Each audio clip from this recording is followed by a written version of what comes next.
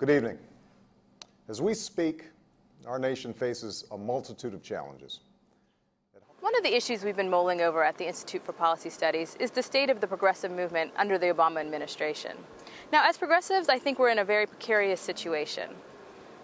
For many years under the Bush administration, we were on the outside, but now we find ourselves trying to strike a balance between trying to put the much-needed pressure on a president who's moving further and further away from his campaign promises and closer to the center and to the right, and at the same time taking advantage of the opportunities that are now afforded to us with somebody who's now allowing us access to power.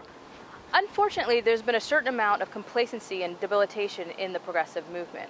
We haven't been able to have enough collective strength to even go after simple issues like the Wall Street bailout, single-payer options, economic reform, and two unpopular wars. Sadly, it seems a lot of organizations and key players in the progressive movement have lost their voice and have succumbed to either, well, he's better than Bush mentality, or, well, at least we're getting invited to the White House giddiness. But the real question becomes, what do we do once we're in the White House?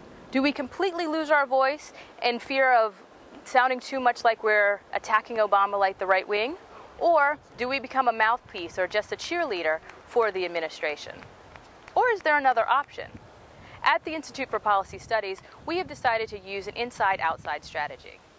We've decided to build pressure from the outside using key activists to push for change, and at the same time use an inside strategy that brings the information directly to policymakers in Congress and in the administration. This strategy has led us both to the White House and to the streets, and we continue to forge really important relationships with very dynamic social movements, such as the peace movement, the environmental justice movement, economic reform, and the very exciting work between arts and politics.